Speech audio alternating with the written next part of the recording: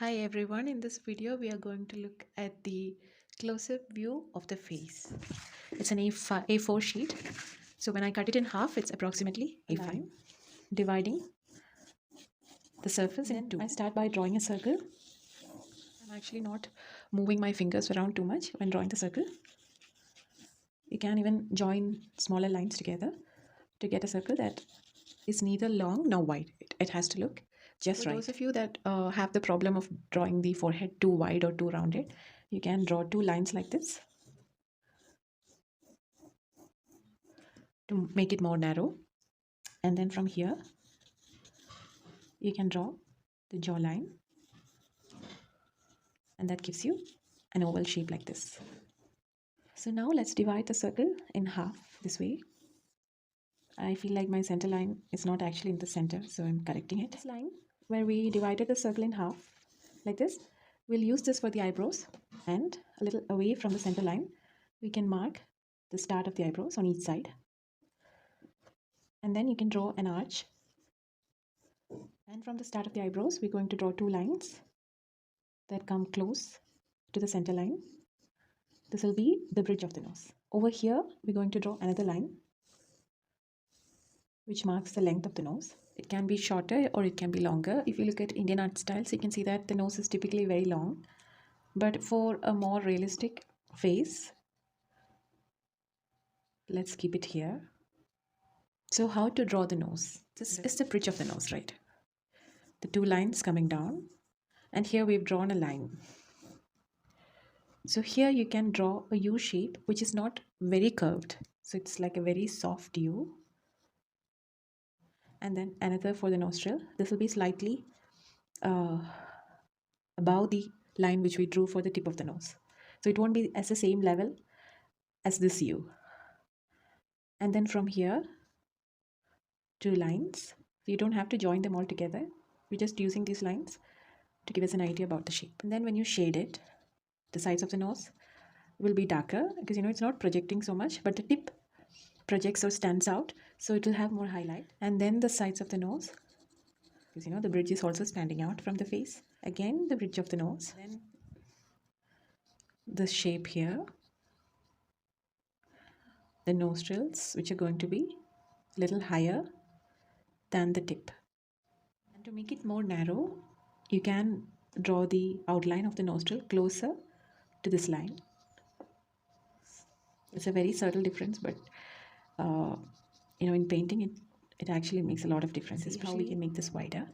I'm simply erasing the side part, making the nostrils larger like this, and then these lines, that gives us a bigger nose. Now slightly below the nose we can mark a V shape or a more gentle U shape for the Cupid's bow. The higher the gap between the nose and the upper lip, the more aged or masculine the face is going to look. So you don't want there to be too much gap, nor should it be too close to the nose. These are things that you can change depending upon the kind of face that you want to draw. And then I'm drawing this U shape, and from here drawing a line that goes out with upturned curves for a smiling face, and then joining these with another line, and the bottom lip which is going to mark it, keeping in mind that the bottom lip has to be fuller or bigger than the upper one. And when we shade it, we're going to add the darker tones to the part where the lips join, leaving out a bit of highlight on the top part because it is going to project a little, so it will have more highlight or it will catch more light. So this is where the shadows would be. And for the lower lip, the lower part of the lower lip, when we shade it like that, we get to understand the form and the shape of the lips. V instead of this gentle V shape which we drew.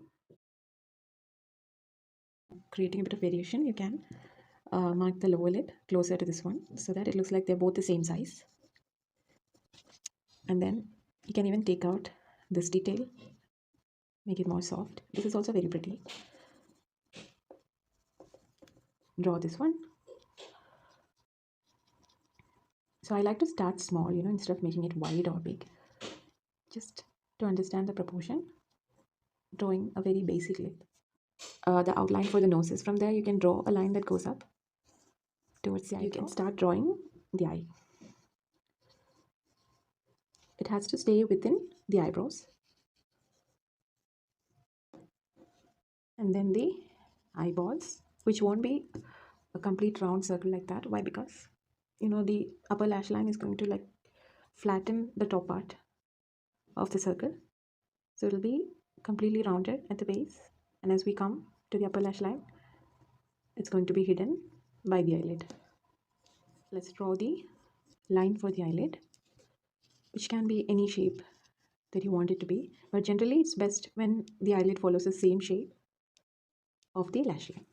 So now what happened here is there's not much of a space between the eyebrow and the eyelid, so that makes the face look a little masculine. So I'll simply draw the eyebrows higher to create more space, and below the lower lash line we can draw another line for the eyelids. Shade this one. We can add some shadow here to the sides, so the top of the eyelid where it'll be most rounded, let's leave out the paper white so that it looks highlighted. And for the eyebrows, you can draw hair like strokes individually instead of using lines, instead of using just one line. So you can even darken where the nostril would be. You can make those lines darker and do some shading. This point is where we can start making corrections to the outline, because as you can see here, the lower part of the face seems really long. So I'm going to make it shorter by drawing within the existing outline. Because for women, the lower face won't be as developed, or it won't have that muscular look that men tend to have. It's going to be a lot more soft. If you were to measure the forehead like this, the chin has to be almost at same length. But here we can see that the forehead is too high and the chin is about that much. So let's try and make it shorter by bringing in the hairline closer to the face. And when you draw the hairline, you have to keep in mind that it's individual strands of hair, not like, one simple line. So this is where the growth would be. So this time I'm going for a side part. Where the hair is combed upwards, you can see a bit of the lower part of each hair, and then it can fall over the side of the face. This side as well. The same. Where the nose ends would be the base of the ear, and where the eyes are, you can draw the top part of the ear. So when you're drawing hair, it's very important to practice, fluid lines. What you can do is take a spare sheet of paper and draw a line that curves like that, or this way, whichever way you want, and then draw another next to it, and make sure that you're not putting too much pressure on the pencil in different curves. Do this as often as possible, and it will really improve the quality of your lines. So the outline of the hair has to be drawn away from the outline for the face, because the hair adds volume to the head. So here is where I draw the neck, and then from here you can draw the shoulders sloping down, and the shadows will be the areas that receive the least amount of light. So here it will be behind the face, near the hair. Whichever part is foremost or stands out will have the highlights. For example, here the cheekbones, and there'll be a bit of muscle or fat storage in these areas, so it'll be lighter in tone. Outside of the face is where we can place the shadows. So whenever you're using watercolors, even if it's just one color, please mix it on your palette with water on the dry layer, so it's going to leave a very sharp edge. So I'm shading the outsides of the face. You have to be a little quick. Oh, that's really bad. The paper gave me a surprise, left a patch, but on this side I'll try wetting the paper before I apply the paint. For the side of the nose, it's the bridge of the nose that stands out, so the sides will be in shadows, and the crease of the eyelid. And as we go up to the brow bone, it's going to get lighter in tone. And the sides of the forehead, where there won't be much light, the center of the forehead will be lighter in tone, and the hair can be painted quite darkly. The watercolor technique for this one is not perfect, as you can see, but then I just wanted to demonstrate. how tones can be used, and making the black darker with less water or paint. This paper is horrible, as you can see. I also like to add some loose strands of hair on the face. And let's draw the lash line, which is going to be really dark. So the darker the lash line, the more feminine the face is going to look. And for the eyeballs, I like to add one dark dot in the center. Then add a bit of shading in a lighter tone to the surrounding area, leaving out a white spot somewhere for highlight. I'm going to draw some hairline strokes, just darkening the eyebrows, the sides of the nose again. Really bad paper, really bad paper. But then I hope that you still got an idea about where the shadows would be. And below the eyelid, also I'm shading it darker in the lips, lower lip. The face will cast a shadow on the neck. Just let it dry. And how to draw the male face and the differences of the male face. So dividing the space in two like this and drawing a circle. I'm going to keep it a little faster than before, because we already know the basics. As always, starting with a circle, drawing the jawline, making the circle a little more narrow at the top, and then dividing it horizontally, marking the eyebrows, the lips. So let's see how we can make it look like a male face. First thing, the eyebrow will not be so arched. It's going to be more straight and more thick. And the distance between the eyebrow and the eyelid is also going to be much less. The space between the upper lash line and the eyelid will also be less. And also you can see that I'm drawing the eyes closer to the bridge of the nose, because for women the eyes will be wide set. It'll be wider apart. It'll be closer to each other. That's why I'm drawing it. You can see that I'm not using a very curvy line. It's more of a straight line on both sides. And the line for the eyelid also is going to be more or less straight. And the bridge of the nose, you can make it wider. The nostril also, I'm going to make it slightly wider. And you can see that when I draw the lips, I'm not going to draw it very full. Like, it won't be very thick. The lips are going to be thinner. And the cupid's bow won't be very pronounced. The bottom lip is also going to be closer. For the main difference between a male and female face, the jawline. Here we can see that it's a very oval shape. I'm going to make it more angular and square by drawing outside the lines. And the chin won't be as pointed. It'll be more squarish. The cheek won't be as full as it was for the female. The cheekbones or the muscles in the cheeks are going to be less for male faces. Maybe let's make the jaw a little more long. Trying to keep it very square. This is a stereotype. Not all men look like this. Nor is it the handsomest face that you can find. It's not like this is the only right way. Just to show the distinction between how the features can be drawn. That is, there'll be less white space within the eye. Adjust the nose a little. Maybe. The nostrils can be darkened quite a bit, because men tend to have slightly open nostrils. Let's go for a look where the parting is not visible. So I'm reshaping the face. I think it's the eyes that makes him look very soft and feminine. A straight eyelid with less space between the lash line and the line for the eyelid. And here you can see that I'm not darkening the lash line too much, because it should not look made up or like there's makeup. The lash growth is going to be less, so the line is going to be very faint. It has more muscle tone. There's generally less fat on the face. Below the lip, the chin is going to be quite developed, so I'm adding a shadow here and the sides of the nose. Shadows between the eyebrow and the eyelid will also be deep.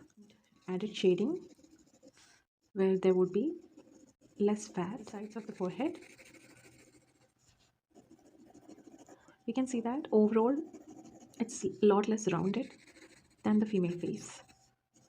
Here also there'll be less amount of fat. That's why adding some shadows in the center of the forehead. But the brow bones, right, those are going to be very pronounced. Those are going to project a lot. So from this angle, we can depict that by making this area lighter. And the sides of the jaw and the neck, the main difference, it's going to be more wide. And also, it won't be as long as it was for the woman. So you can stop about there and draw it like that, sloping the collarbone. And I'm shading here. And when shading the lips of men, you don't want it to be very dark. So I brought the front part of the eyebrows down a little bit. I also like to add some shading in the white part of the eye, because it's rarely ever fully white. A bit of shadow or tone within the white part of the eye just makes it look more natural.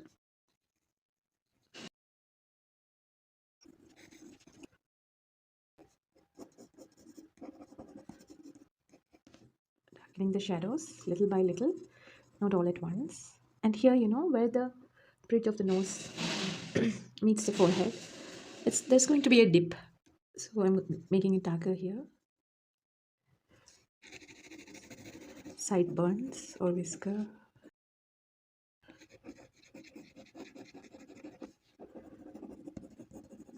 That's the female face. And then the male face. We can draw the side view or the profile. Again, we'll start with a circle and draw a line that's almost straight, and then join it like this with the circle, like that, at the 1/3. Here you can mark the ear, and starting from this point where the circle and the line meet, you can draw the nose like this. And then from this part, we're not sticking to this line, we're just using it to give us an idea of where things will be. I'm drawing a circle like that, sorry, a curve like that, then another, and then another. So you can see that the upper lip is projecting and the lower lip is receding.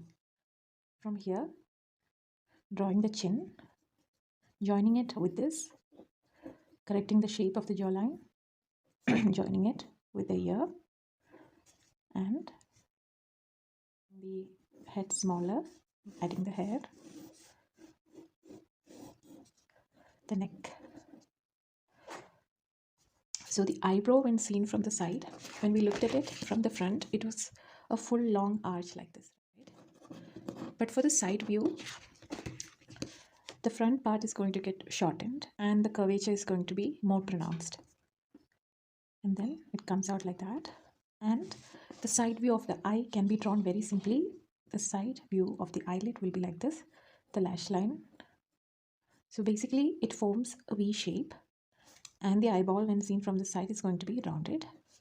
You can draw the lashes, and of course the eyelid should be shorter. So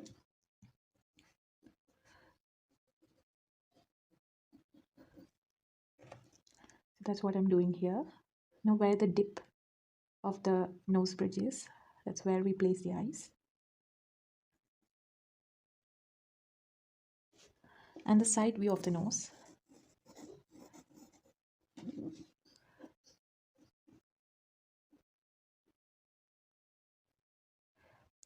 We can only see one side, right? So it'll be like this. And then the side view of the lip, quite simple.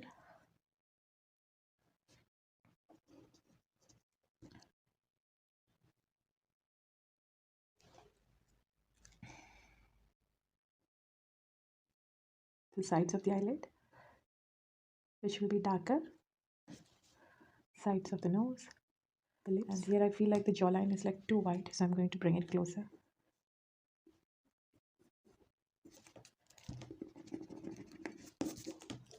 So I would say, instead of joining this line at the 1/3 of the circle, you can even join it in the middle.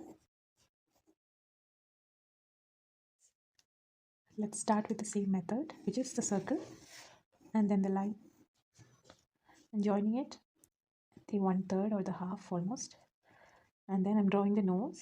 This time I'm going for a more pronounced big nose, and then the lips. And here, instead of making the chin very soft, let's make it more muscular, and the nostrils can be wider. And you know where the circle meets this line, right? It's where the tip of the face or the bridge of the nose will be. So I'm making it more pronounced than it was for the female. And then the brow bone, like we said, is going to stand out more prominently. And then the forehead is going to slope backwards towards the hairline. This is where we have the hairline. You can make the jaw a little more square.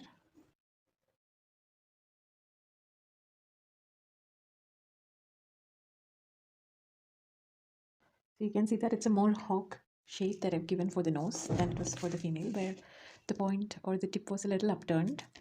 Here it's a little more droopy. It does not necessarily have to be that way all the time. You can draw different types of noses, but generally for a more masculine look, you can draw it like this.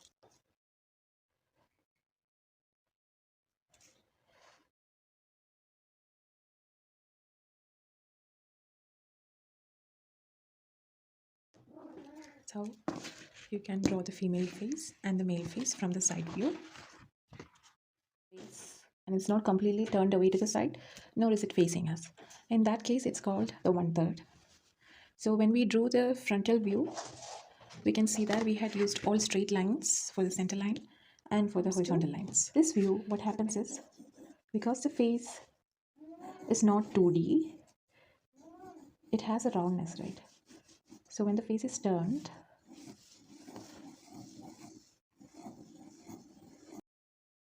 the center lines will also be curved, or it will follow the curve of the object or the shape. And then where we had drawn a straight line for the eyebrows in the front view, here it's going to be curved like this. And because one side is not fully visible, the length is going to be lessened on the side that is turned away, and on the side which we can see, we can draw it almost as we would for the straight view. And then from this eyebrow you can draw the bridge of the nose, with mostly one side of the nose would be visible and the other would be hidden. And then for the lips as well, one side is going to get shortened and the curves are going to be more pronounced on the side that is away from us, and on the side that is more visible to us, it will be the normal size almost. More sharp curves, a shorter length.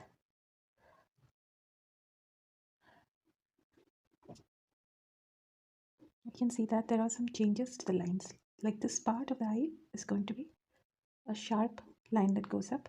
This part comes out just because it normally would. The angle of the face is affecting all the lines on the face. And here near the eyes, the face is going to be curved in and the cheeks are going to be projecting. To understand all this better, do refer to photographs, and then you can see how the lines will change for each angle. There are many angles to study and to learn, and this is a favorable one, like it goes with most paintings. So it's best to know how this can be drawn, because I think the view that we use the least is the frontal view, unless we're going for portraits. And then ear would be here, starting from the eye, ending at the nose. The details of the ear. Suppose there's more light coming from this side, this part will be highlighted and there'll be shadows on the opposite side. So that's what I'm going to do, adding shadows to the side. The nose is the feature that will cast the deepest, biggest shadow. So that's why adding more shadow here. And the outside of the cheek, there won't be any light falling in that area. Below the nose, one side of the, below the lip, on this side of the chin.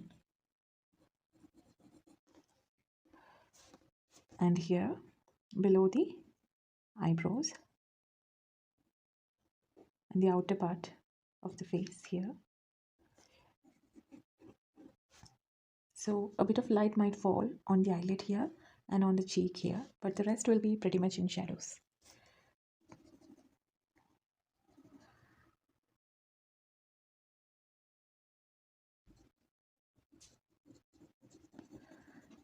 So when we are drawing, we might rely on lines to define each shape, but when we are sketching or shading or painting, we want to rely on tonal values, that is the darkness of a shadow, to define the shapes rather than using lines. Even if we are using lines, it should not be very visible in the final painting, unless of course that's the style you're aiming for, because it's totally there, in like Indian art or more abstract styles. Lines play an important role, but for a more softer, realistic look, always rely on shadows to define the shapes uh, rather than using lines. So this part of the lips are also shaded quite darkly, leaving out highlights on the side. You can draw this line more to one side for a face that's almost turned away from us completely, and that will give us a different angle where the bridge of the nose almost goes beyond the outline of the face. And the curves are also going to be more pronounced and sharp, more shortening on this side than there was in this view. So you can see that when I'm drawing the eyeballs, it's not a complete circle anymore, because that is also going to be changed. Or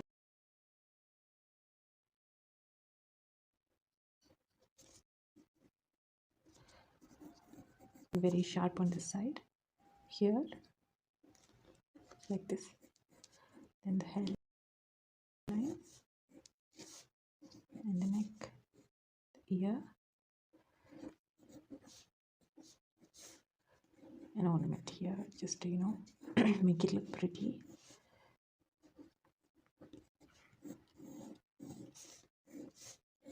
It's only turned slightly to one side here. It's as though the person is looking to the side quite a bit. How to turn the face up or down? Let's start with a circle as always, and here I'm drawing the center line. Follow this. I'm going to draw very loosely because I'm sure that you're able to like make out the slight differences that happened. A face that's looking down, again the circle,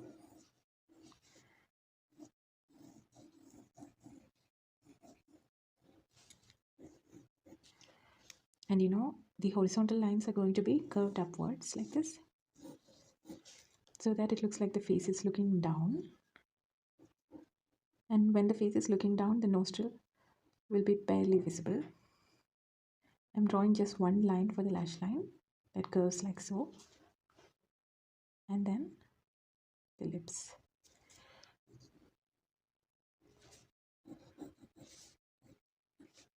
So more of the hairline or the hair parting will be visible from this angle.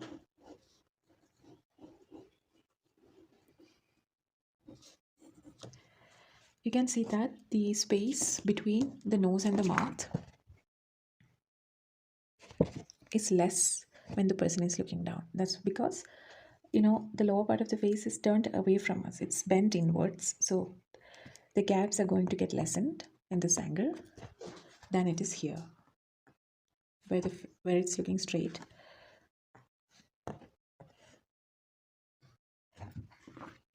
And for the side view also, we can draw the circle, and where we would draw a straight line for a face that's looking straight ahead, for a face that's looking up, you can draw the line this way, and then the nose,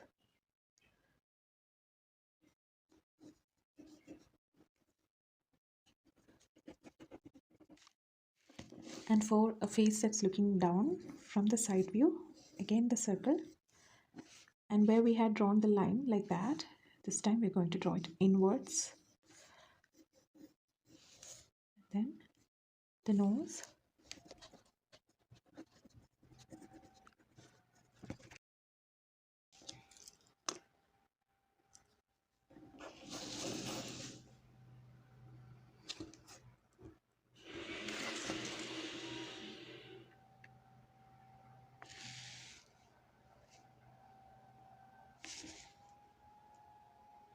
Now let's have a look at how we can draw the hands and feet in a very simple way. Like this is where we have to draw the foot. So one simple way is to draw a long box like this, and the foot is going to be as big as a face. So keeping that in mind, I'm drawing the big toe as though it's curling out a bit. And when it comes to the smaller toes, you can use curves like these to mark each one, and you can see that as we go out to the smallest toe, it's going to be receding like that, and then we connect them to the next curve, and then the base of the feet or of the foot, and there's going to be an inward arch like this, and then the heel part is going to be rounded and it joins with the leg. Here we have a joint or a bone like this, and elegant. You can simply make the curves a little long, and it's always going to be curved inwards as opposed to how it was going out for the big toe. The smaller ones are going to be curved in like this. Then you can connect them, and it's going to give you longer. You can make it slim or thick as per your wish. The top part of the foot, this part, right, it's going to be a little rounded and muscular, joining with the leg. That's one simple way in which to draw the feet. For the back of the foot is going to be rounded. The front, the top part, this here, is going to be a little fleshy, coming down. We can only see the big toe from a very side view of the foot, and the inward arch of the heel. I don't draw this often, so it does not look very nice, especially for feet that are tucked under and you get to see the underside. So that is always a little difficult for me, so I often refer the ball or the back part would be like so, and there's going to be much foreshortening as well. That is, you can't see the entire length or size of the foot. And the ball of the big toe, right, that would be like this, and maybe you can make the big toe visible as well by drawing a small shape like this. Of course, it's best to refer when you're going for complicated feet poses like this. Now let's see the simplest way in which you can draw the hand. Like I've already told you, there's the petal method where you draw petal like shape, and you can draw the thumb outside of this, and the fingers themselves can be drawn like this. The index finger will be short, so the tallest part of the petal, right, that can be the longest finger, and then all of them can be fit into the petal like this. Of course, you have to get rid of the idea of a petal. I just wanted it to show the different heights of each finger.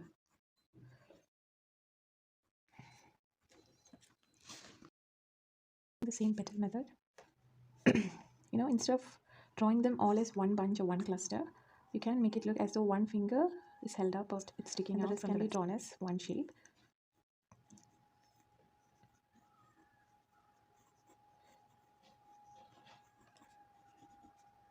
So this is where the knuckles or the bones would be.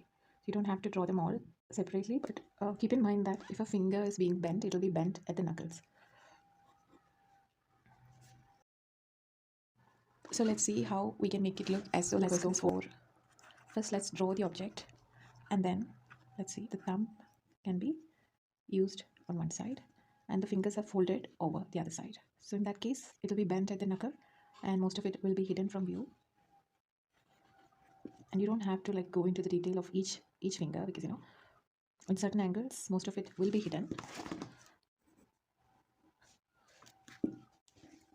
Let's see another object. Let's make it look as though the person is holding something seen from the side. In that case, let's see, we can see the small finger, then the next, and the tip of the index finger is all that we can see from this angle.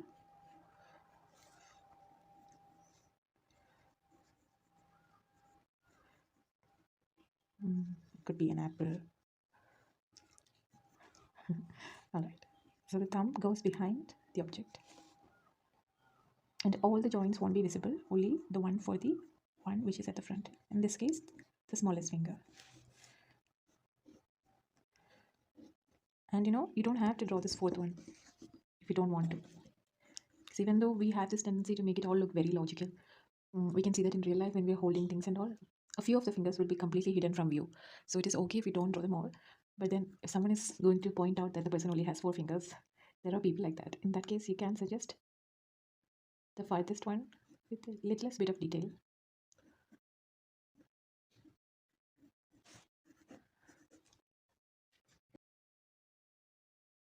Inside of the hand, the palm, the base of the smallest finger is going to be very fleshy. So that's why I've drawn it prominently like this. And then the ones at the back won't be as visible.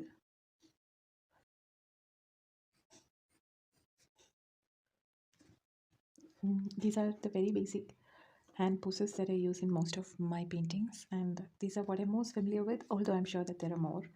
But whenever I get like confused about how the hand would be, I always refer to photographs to understand it better, and then I interpret it in a way that falls in line with my painting.